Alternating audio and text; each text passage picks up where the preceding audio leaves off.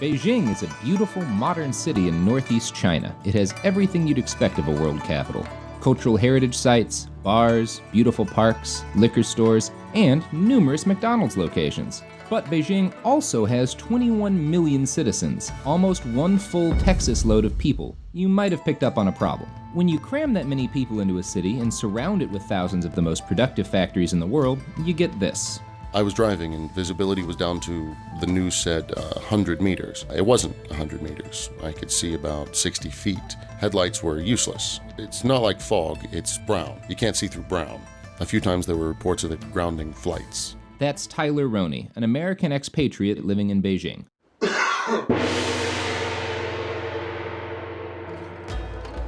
For about half the year, Beijing isn't much worse than living in Los Angeles, or one of those towns downwind of a pig farm, otherwise known as all of Nebraska. But during smog season, things get downright apocalyptic. You look out the window, you can see when it's going to be smoggy. There's a forecast online. Depends on how windy it is. The smell's very metallic, but also a bit muddy. It's more savory. It's like when you blow the dust off a book, like that smell and taste. Used to have about 160 bad days a year. They measure them in blue sky days. Let's put this into perspective a little. Here's how Los Angeles, America's most polluted city, looks on a bad day. And here's Beijing. During the winter, the city can spend weeks at a time completely blanketed in smog. It affects every aspect of life. Pollution levels are measured by the Air Quality Index, which goes up to 500. Or rather, 500 is as high as the scale measures. It's the level at which everyone in the city could be at risk for serious health problems. It is, however, possible to go above 500. On a really bad day, Beijing breaks 700. For an idea of what that means, here's Beijing during a more or less clear day. And here's the same chunk of the city at 221. And then the smog literally gets 3 times that bad. Here's Beijing at 353, and here's a day at 572. China does, occasionally, issue alerts. These are supposed to happen when the smog levels reach truly apocalyptic proportions, but they're more often enacted in order to make the city look clean for a holiday or, say, the Olympics.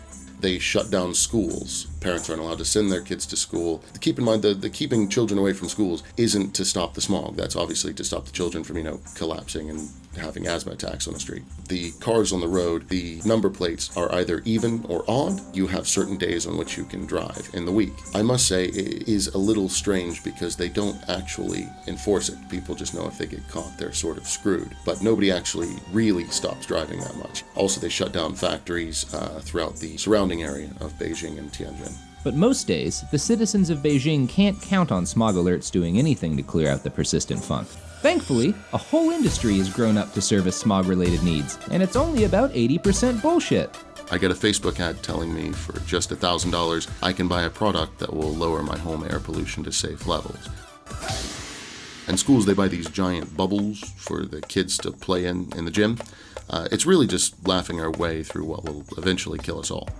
There's no shortage of people willing to capitalize on the fact that the air has become slightly poisonous. We were having dinner one time, we saw anti-smog noodles in English. Like, that was really going to work on us. The Chinese cure-all for everything, as everybody knows, is hot water. Drink more hot water. But none of this is going to work. Traditional Chinese medicine cures can be extensive. The slapping therapy is a cure for pretty much anything, from cancer to diabetes. The slapping of the chest, really hard until it produces bruises, is supposed to help get the smog out of your lungs. Also the legs, for some reason. And you can even buy a stick online with which to beat yourself, and that will smack the smog out of your body. Fire therapy is one of the weirder traditional Chinese medicines. It involves it's just setting you on fire, and it is supposed to help with the effects of smog and pollution.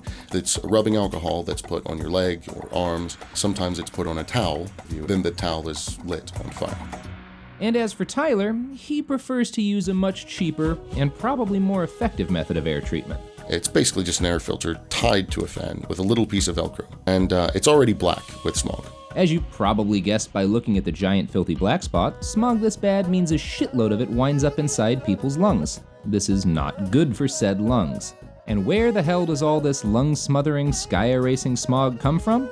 The smog is always the worst around midnight because they let the construction trucks into the city. Early morning, around midnight, you can watch the smog get better during the day, but mainly because they stop most construction projects. A lot of it comes from farmers on the outside of the city burning trash, burning chaff from their crops.